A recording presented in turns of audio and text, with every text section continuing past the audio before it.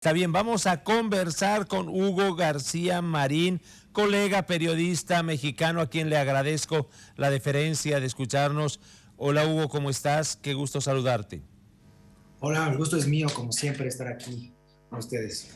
A ver, Hugo, ¿qué controversia la que ha dado esa denuncia de que habrían disparado un cohete contra el avión mexicano que sacaba de Bolivia al expresidente Evo Morales y al ex vicepresidente Álvaro García Linera, además de acompañantes? Cuéntanos un poco cómo se ha visto esta noticia en México, cómo se ha reflejado. En México ha llamado mucho la atención en general el libro del presidente y esta parte que comentan, porque es la revelación, es un texto vivo, es un texto diferente en este sentido, porque revela justo la magnitud de la circunstancia que se vivió en Bolivia. Dice el presidente en las primeras páginas de ese libro, cuando está empezando más bien el relato de cómo sucedió el rescate, que él en un principio creía que las palabras del presidente Evo Morales cuando decía que le habían salvado la vida eran más un gesto de cortesía, un gesto por el hecho de lo que había realizado la defensa mexicana, pero cuando ve realmente lo que sucedió, en realidad se da cuenta que fue así. Y yo he comentado en otros espacios que es un hecho que es de tal magnitud como si hubiéramos logrado salvar a Salvador Allende en un momento crucial.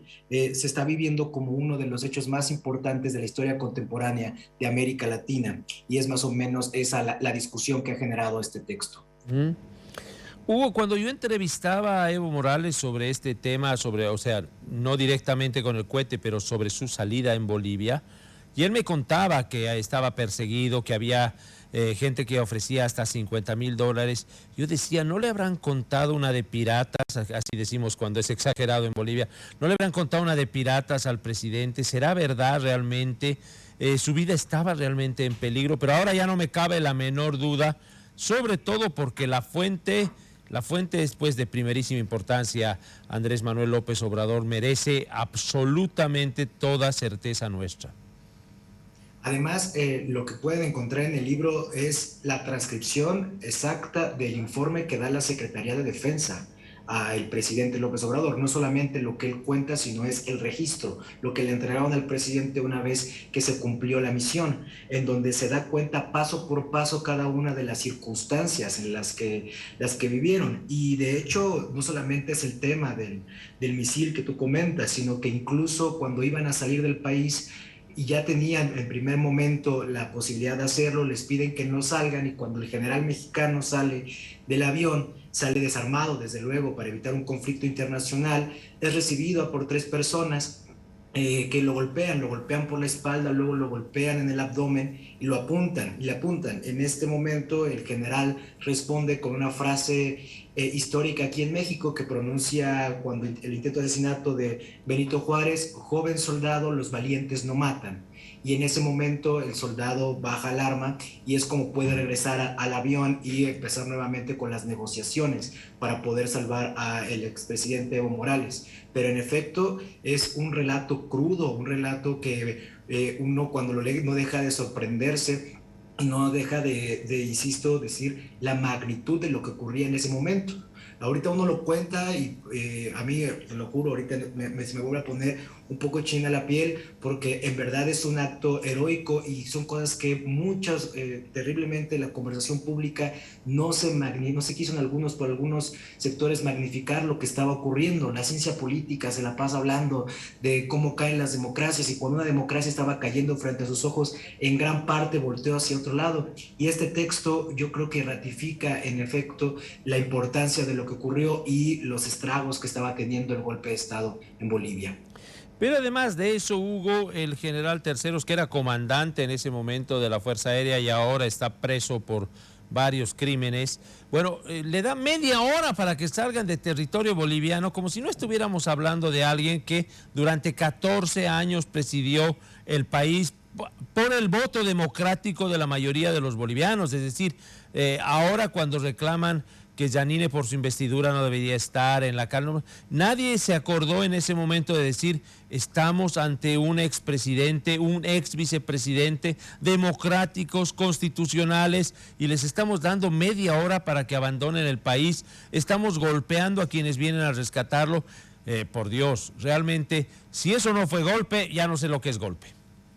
Así es, porque además 30 minutos es muy complicado, porque los que saben de la aeronáutica y eso, todos los preparativos que se tienen que hacer para evitar precisamente que pueda haber algún accidente o demás, saben que se ocupa más tiempo. Cualquiera incluso que haya viajado en alguna aerolínea comercial sabe que se requiere una serie de procedimientos para poder salir. Y esto además... Quiero decir que 30 minutos con un misil apuntándote, con militares afuera, con armas, esperando que la cosa vaya mal y generando además maltrato psicológico, amedrentando a los pasajeros. Y de hecho también narran ahí en el libro que tratan de entrar y que entonces el general tiene que decir, ojo, pero es que esto por derecho internacional y por cómo viene la nave es territorio mexicano. O sea, pasar hubiera detonado un conflicto internacional, y narra el texto en este informe que justo el piloto le dice, somos países hermanos, somos países hermanados, también que estamos atravesados por el colonialismo, que hemos estado atravesados por una serie de circunstancias, no podemos llegar a estas circunstancias. En verdad, por eso es revelador, por eso es importante, y es fundamental que se esté discutiendo públicamente para dar de cuenta de la magnitud y de la atrocidad, de incluso parece que es algo de otra época, quiero decir eso, parece que que fue un hecho que pensaríamos que no podría ocurrir en pleno siglo XXI, en época de democracia, en épocas de que tratamos de dirimir de otra manera los conflictos. En verdad es preocupante, pero también, como dice el presidente al final de ese capítulo, es un acto lleno de traición, pero también de honorabilidad y de dignidad por aquellos que siguieron luchando para que eso no ocurriera y poder seguir trabajando en beneficio de los pueblos. Y de la enorme solidaridad y amistad con México. Yo soy un boliviano nacido en Distrito Federal, allá de México. Les tengo un inmenso cariño. Siempre me he considerado mitad boliviano, mitad mexicano. Mi papá boliviano estudiaba en la UNAM, por eso es que hicieron un alto en el camino. Pero como se ha portado México, como se ha portado Argentina con los bolivianos, realmente es como demostrando que la solidaridad es la amistad, es el amor de los pueblos. Les agradecemos mucho, y con este esclarecimiento además nos ayuda a develar un poco más nuestra propia historia contemporánea para que no se repitan los errores de lo vivido. Gracias, Hugo.